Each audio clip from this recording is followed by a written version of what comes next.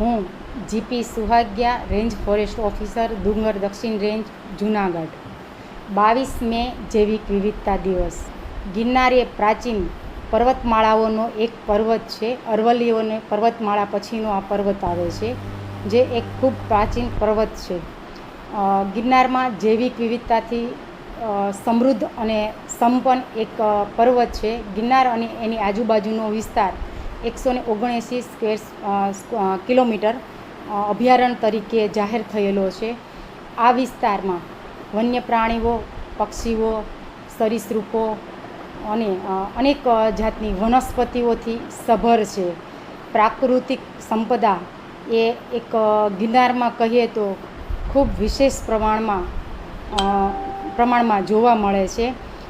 જૈવિક વિવિધતાની દ્રષ્ટિએ જોઈએ તો પ્રાણી સૃષ્ટિની વાત કરું તો આપણા જે ગુજરાતનો અને એશિયાન્ટિક લાયન છે એ ગિરનારમાં વસવાટ કરે છે.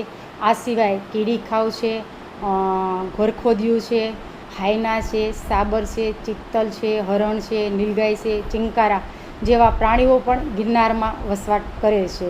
આ સિવાય હું વાત કરું તો સરીસૃપની, તો એવા ઘણા સરીસૃપો વિવિધ પ્રકારના છે કે જે ગિરનારમાં વસવાટ કરે છે.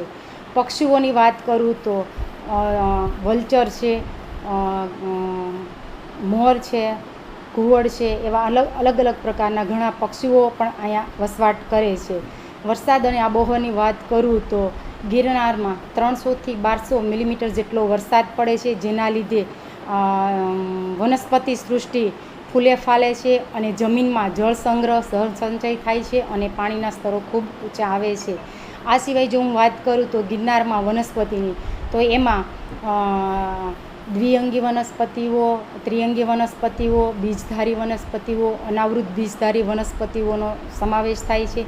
જેમાં ઘાસ, વેલા, શૂક, ઝાડીઓ છે અને ટ્રી કે વૃક્ષોનો સમાવેશ થાય છે, જેના લીધે જમીનમાં જળ સંચય અને જળ સંગ્રહ સારા એવા પ્રમાણમાં થાય છે. અને દુર્લભ કહી શકાય એવી વનસ્પતિની જો વાત કરું તો ગિરનારમાં એક માંસભક્ષી નામની વનસ્પતિ પણ થાય છે, જનાર્દ નામની વનસ્પતિ પણ જોવા મળે છે. અત્યારે ગિરનાર એ પ્રાકૃતિક, ધાર્મિક આસ્થા અને વન્યજીવ સંરક્ષણ આ ત્રણેયનો એક સંગમ કહીએ કે આ ત્રણેયનું એક અહીં મિલન છે એ જોવા મળે છે અને સહકાર ત્રણેયનું એક સાથે જોવા મળે છે ગિરનારમાં.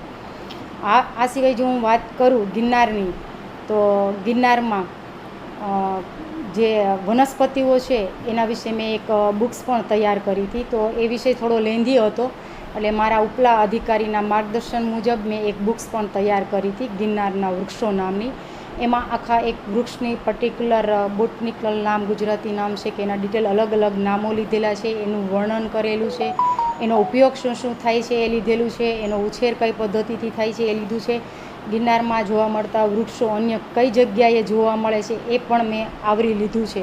આજે આપણે જૈવિક વિવિધતાની વાત કરીએ છીએ તો ગિરનારમાં મેં વાત કરી એમ વનસ્પતિ સૃષ્ટિ, પ્રાણી સૃષ્ટિ, એમ અલગ અલગ પ્રકારની અનેક સૃષ્ટિઓ જોવા મળે છે, જેના એકબીજા સાથે નિર્ભર છે અને એના લીધે એક આહાર શૃંખલા રચાય છે અને જેના લીધે એકબીજાનું અસ્તિત્વ એકબીજાના ઉપર નિર્ભર કરે છે અને જેના લીધે આ જૈવિક વિવિધતા છે એ ટકી રહી છે.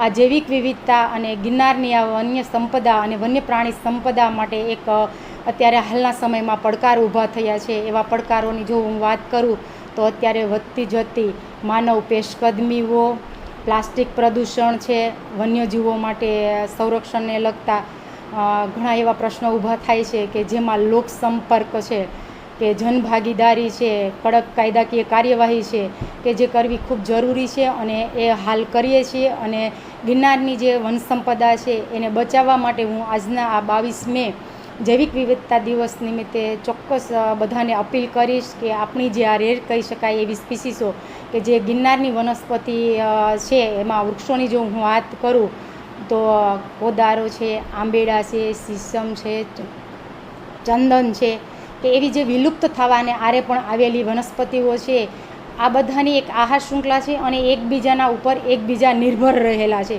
તો આપણે આ બધી જ સંપદાને બચાવીશું તો આપણે આપણી જૈવિક વિવિધતાને બચાવીશું. અને આજના દિવસે હું તમામ લોકોને અપીલ કરું છું કે આપ લોકોના સહકારથી આજે આ જૈવિક વિવિધતા જે આપણી સંપદા જે બચી છે એને બચાવવા માટે આપ લોકો સૌ સહકાર આપશો એવી આશા રાખું છું. જય હિન્દ.